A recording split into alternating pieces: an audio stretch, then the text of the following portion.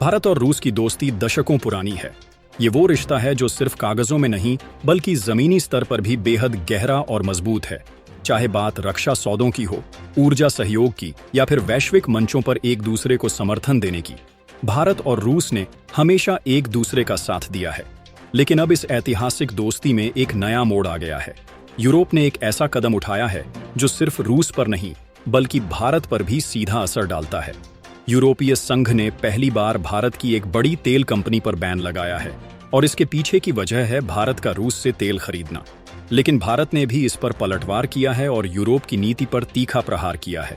इस पूरे घटनाक्रम ने न सिर्फ भारत रूस संबंधों की मजबूती को फिर से दुनिया के सामने रखा, बल्कि ये भी दिखा दिया कि भारत अब किसी के दबाव में आने वाला देश नहीं है। यूरोपीय संघ ने हाल ही में रूस पर 18वां प्रतिबंध पैकेज जारी किया है। इस पैकेज के तहत भारत की गुजरात स्थित वडीनार रिफाइनरी को भी निशाना बनाया गया है। इस रिफाइनरी को नायरा एनर्जी लिमिटेड संचालित करती है, जिसमें रूस की सरकारी तेल कंपनी रोजनेफ्ट की लगभग 49% हिस्सेदारी है। यूरोपीय संघ का आरोप है कि यह रिफाइनरी रूस से तेल खरीदकर उसे दूसरे देशों में भेजती है, जिससे रूस की अर्थव्यवस्था को संबल मिलता है और यूक्रेन युद्ध में उसकी ताकत बनी रहती है। इसी आधार पर यूरोपीय संघ ने इस पर प्रतिबंध लगाया, लेकिन भारत ने इस पर कड़ा विरोध दर्ज कराया। भारत के विदेश मंत्रालय ने तुरंत प्रतिक्रिया दी और यूरोपीय संघ के इस कदम को एक तरफा और अस्वीकार्य बताया। विदेश मंत्रालय के प्रवक्ता रणधीर जायसवाल ने स्पष्ट शब्दों में कहा कि भारत ऐसे किसी भी एक तरफा प्रतिबंध को नहीं मानता है और न ही उसका समर्थन करता है।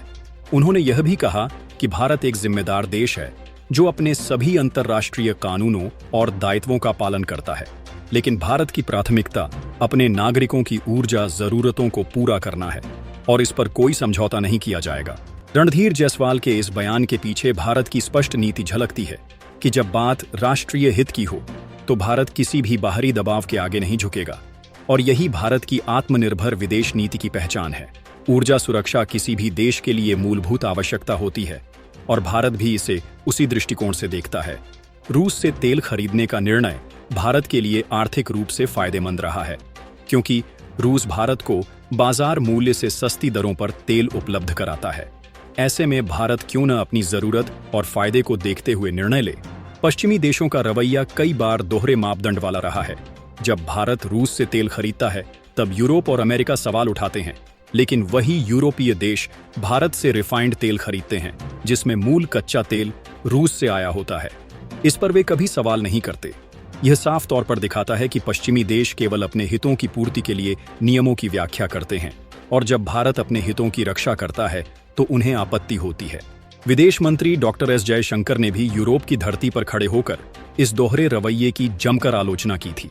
उन्होंने साफ कहा था कि भारत एक स्वतंत्र देश है और वह अपने फैसले खुद लेता है। रूस से तेल खरीदना भारत का अधिकार है और यह पूरी तरह से उसकी ऊर्जा रणनीति पर आधारित है।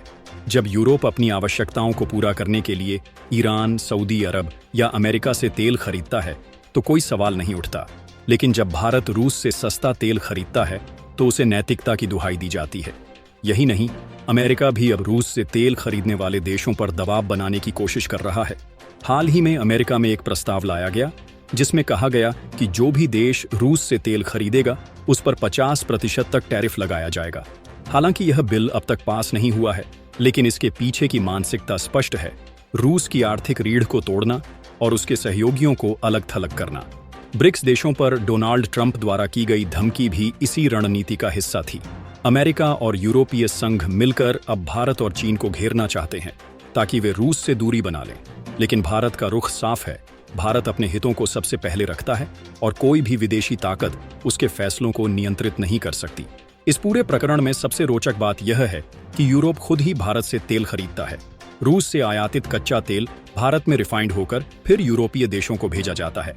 ये वही देश हैं जो भारत की आलोचना करते हैं, लेकिन जब सस्ते तेल की बात आती है तो आंख मूंद लेते हैं।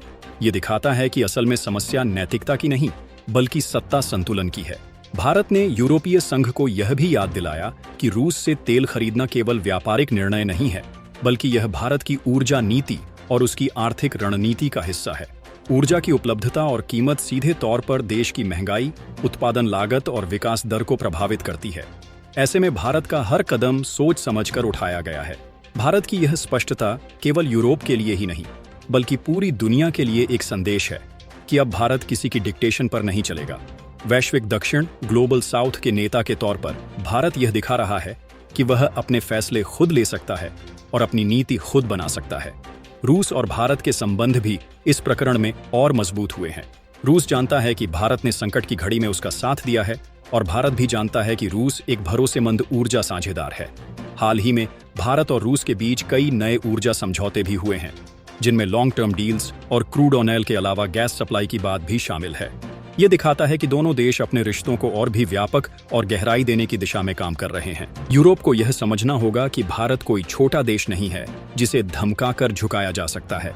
आज भारत एक उभरती हुई महाशक्ति है जिसकी विदेश नीति आत्मनिर्भरता और राष्ट्रीय हितों पर आधारित है।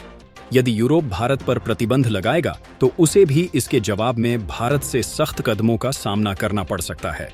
भारत सरकार के इस रुख का समर्थन देश की जनता ने भी किया है। सोशल मीडिया पर बड़ी संख्या में लोगों ने यूरोपीय संघ के इस कदम की आलोचना की और भारत के पलटवार को सराहा। कई लोगों ने यहां तक कहा कि भारत को अब यूरोपीय संघ के उत्पादों पर भी टैरिफ बढ़ाना चाहिए और अपने बाजार को घरेलू कंपनियों के लिए आरक्षित करना चाहिए। बात सिर्फ तेल की नहीं है, बात आत्मसम्मान की है। भारत अब केवल एक उपभोक्ता नहीं, बल्कि एक वैश्विक निर्णयकर्ता बन चुका है। उसे पता है कि कब, कहां और कैसे अपनी नीति को लागू करना है। यूरोपीय संघ ने जब भारत की तेल कंपनी पर बैन लगाया तो वह शायद यह सोच रहा था कि भारत दबाव में आ जाएगा, लेकिन भारत ने न केवल उस बैन को खारिज किया, बल्कि पूरी दुनिया को यह दिखा दिया कि वह अपने हितों की रक्षा करना बखूबी जानता है। रूस से तेल खरीद पर भारत का रुख सिर्फ रणनीतिक नहीं है, यह भारत की ऊर्जा संप्रभुता का प्रतीक भी है। यह वही भारत है जो अब अंतर्राष्ट्रीय मंचों पर सिर्फ भागीदारी नहीं करता, बल्कि नेतृत्व करता है। चाहे वो G20 की अध्यक्षता हो, ब्रिक्स में अपनी भूमिका हो या संयुक्त राष्ट्र में अपनी सक्रियता, भारत हर जगह अपनी स्वतंत्र आवाज के साथ खड़ा है। यूरोप और अमेरिका को यह समझना होगा कि एक तरफा नीतियां अब कारगर नहीं हैं। वैश्विक राजनीति में अब बहुपक्षीय संवाद और आपसी सम्मान की आवश्यकता है। अगर वे चाहते हैं कि भारत सहयोग करे, तो उन्हें भी भारत की संप्रभुता और ऊर्जा सुरक्षा को मान्यता देनी होगी। धमकी और प्रतिबंध का युग बीत चुका है, अब संवाद और समझदारी का दौर है। भारत ने एक बार फिर दिखा दिया है कि वह अपने फैसले खुद लेता है और जरूरत पड़े तो किसी भी महाशक्ति को आंखों में आंखें डालकर जवाब दे सकता है। रूस से दोस्ती भारत के लिए केवल रणनीतिक ही नहीं, अब गर्व की बात बन चुकी है। और जब बात दोस्ती और आत्मसम्मान की हो, तो भारत कभी पीछे नहीं हटता।